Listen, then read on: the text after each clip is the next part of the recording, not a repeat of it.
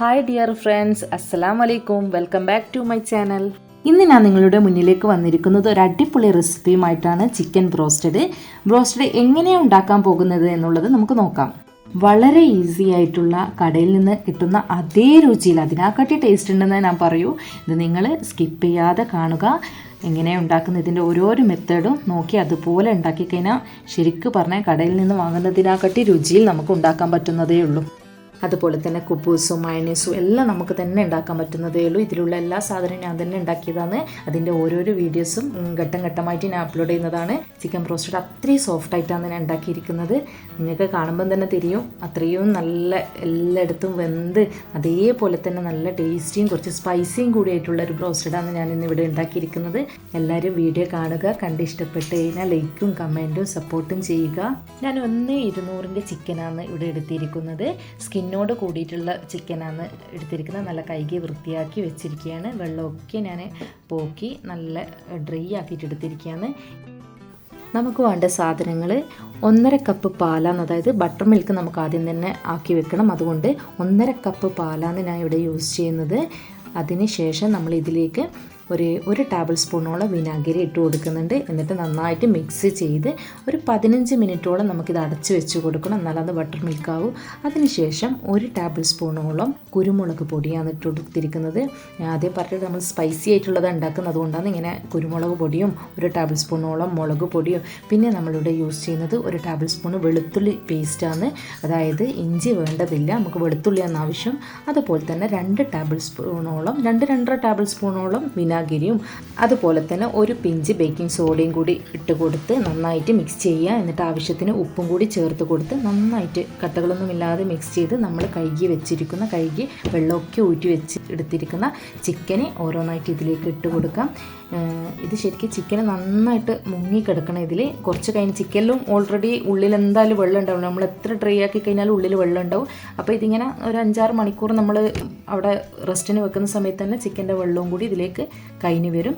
അപ്പോൾ നന്നായിട്ട് ഇതേപോലെ ചിക്കനെല്ലാം ഇട്ട് കൊടുത്ത് ഒന്ന് കൈകൊണ്ട് നന്നായിട്ട് മിക്സ് ചെയ്ത് ഒരു 5-6 മണിക്കൂർ ഇത് നമുക്ക് റെസ്റ്റ് ചെയ്യാൻ വെക്കാം. പക്ഷേങ്കിൽ ശരിക്കും പറഞ്ഞു കഴിഞ്ഞാൽ ഇത് രാത്രി ഉണ്ടാക്കുന്നതാണെങ്കിൽ രാവിലെ ഇതാക്കി വെച്ച് കഴിഞ്ഞാൽ ശരിക്കും ചിക്കനിൽ ഈ മസാലയൊക്കെ പിടിച്ച് നല്ല ഉപ്പൊക്കെ പിടിച്ച് നല്ല കഴിക്കുമ്പോൾ തന്നെ ഭയങ്കര ടേസ്റ്റ് ഉണ്ട്. രാവിലെ ഉണ്ടാക്കി വെക്കുന്നത് ഏറ്റവും നല്ലത്. നമ്മൾ ചിക്കനൊക്കെ 8 മണിക്കൂർ ഫ്രിഡ്ജിൽ റെസ്റ്റ് ചെയ്യാൻ വെച്ചിട്ടുണ്ട്.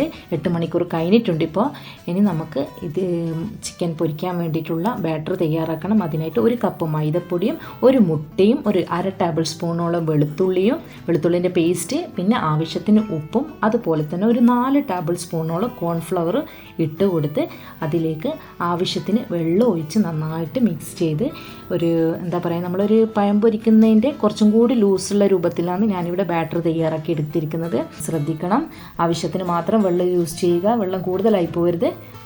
ഞാൻ പറഞ്ഞതുപോലെ തന്നെ പഴം പൊരിക്കുന്നതിൻ്റെ കുറച്ചും കൂടി ലൂസാക്കിയിട്ട് കട്ടകളൊന്നുമില്ലാതെ നന്നായിട്ട് മിക്സ് ചെയ്ത് വെക്കാം. അതുപോലെ തന്നെ ഒരു 8-9 മണിക്കൂർ നിങ്ങൾ ചിക്കന് റെസ്റ്റ് ചെയ്യാൻ ഫ്രിഡ്ജിൽ തന്നെ വെക്കണം. എന്നാലത് നന്നായിട്ട് ചിക്കനിൽ മസാല പിടിക്കും, നല്ല ടേസ്റ്റും കിട്ടും. അങ്ങനെ നമ്മളെ ചിക്കൻ ഡിപ്പ് ചെയ്യാനുള്ള ബാറ്റർ ഇവിടെ റെഡി ആയിട്ടുണ്ട്. ഇനി ഇതിൻ്റെ പൗഡറും കൂടി തയ്യാറാക്കാനുണ്ട്. അതിലേക്ക് ഞാനിവിടെ ഒരു 1.5 കപ്പ് മൈദപ്പൊടിയാണ് എടുത്തിരിക്കുന്നത്. അതിലേക്ക് 1 ടേബിൾ സ്പൂണോളം മുളക് പൊടിയും ആവശ്യത്തിന് ഉപ്പും ചേർത്ത് നന്നായിട്ട് മിക്സ് ചെയ്ത് വെക്കാം. സ്പൈസി ആയതുകൊണ്ട് ഇവിടെ 1 ടേബിൾ സ്പൂണോ, നിങ്ങൾക്കിനി സ്പൈസി കൂടുതൽ ഇഷ്ടമാണെങ്കിൽ 1.5 ടേബിൾ സ്പൂണോളം ഉപയോഗിക്കുക. അത് നിങ്ങളെ ചോയ്സ് കേട്ടോ. ഞാനിവിടെ 1 ഉപയോഗിക്കുന്നുള്ളൂ, കാരണം നല്ല സ്പൈസി ഏകദേശം ഉണ്ടാവും. നന്നായിട്ട് മിക്സ് ചെയ്യുക, കാരണം ഉപ്പൊക്കെ നമുക്ക് എല്ലായിടത്തും എത്തണം.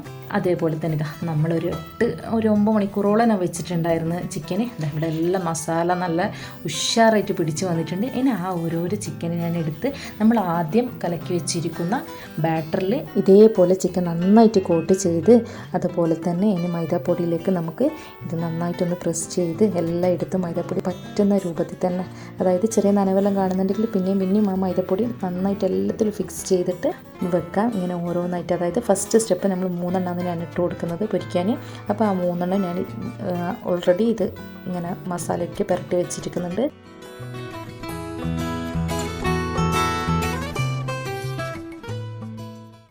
ഇതാ ഇതുപോലെ എല്ലായിടത്തും കവർ ചെയ്യുന്ന രൂപത്തിൽ നമ്മൾ ചിക്കൻ മൊത്തമായിട്ട് കവർ ചെയ്യുന്ന രൂപത്തിൽ തന്നെ നമുക്ക് ഇത് നന്നായിട്ട് മാവയ്ക്ക് ഒട്ടിപ്പിടിപ്പിച്ച് കൊടുക്കണം. 3 മാത്രം ചെയ്താൽ മതി. എല്ലാം ഒപ്പരം ചെയ്തിട്ട് പൊരിച്ച് എടുത്തു കഴിഞ്ഞാൽ എല്ലാം കൂടി ഒരു എന്തോ ഒരു പോലെയാവും. നമ്മൾ പൊരിക്കാൻ ഫസ്റ്റത്തെ സ്റ്റെപ്പ് 3 എടുത്തിരിക്കുന്നത്.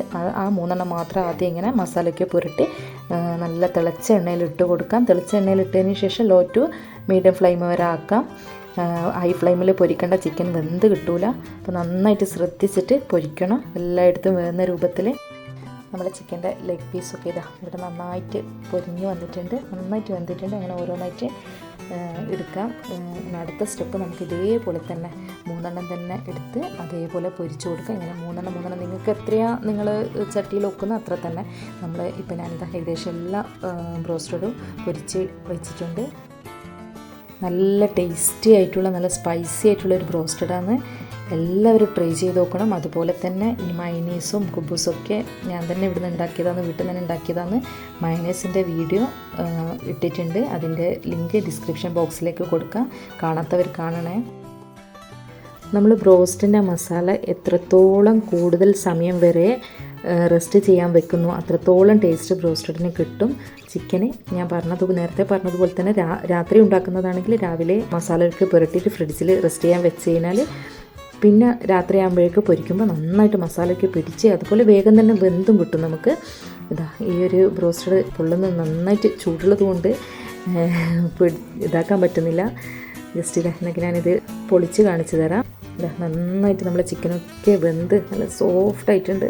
അത്രയും ടേസ്റ്റും ഉണ്ട്, സ്പൈസിയാണ്. ഇങ്ങനെ സ്പൈസി ആവശ്യമില്ലാത്തവർ കുരുമുളക് പൊടിയെല്ലാം കുറച്ചാൽ മതി. ബ്രോസ്റ്റഡിൻ്റെ റെസിപ്പി ഇഷ്ടമായിട്ടുണ്ടെങ്കിൽ കമൻറ്റ് ചെയ്യാനും ലൈക്ക് ചെയ്യാനും മറക്കല്ലേ. അതുപോലെ തന്നെ എൻ്റെ ചാനൽ ഇതുവരെ സബ്സ്ക്രൈബ് ചെയ്യാത്തവർ ഒന്ന് സബ്സ്ക്രൈബ് ചെയ്ത് തൊട്ടടുത്തുള്ള ആ ബെല്ലൈക്കൺ ഒന്ന് പ്രസ് ചെയ്ത് ഓൾ എന്ന ഓപ്ഷൻ കൊടുക്കണേ. എന്നാലാണ് ഞാനിടുന്ന പുതിയ വീഡിയോസുകൾ നിങ്ങൾക്ക് നോട്ടിഫിക്കേഷനായിട്ട് ലഭിക്കുകയുള്ളൂ. അപ്പോൾ ഇനി പുതിയൊരു വീഡിയോയുമായി കാണുന്നത് വരെ എല്ലാവരോടും ബൈ.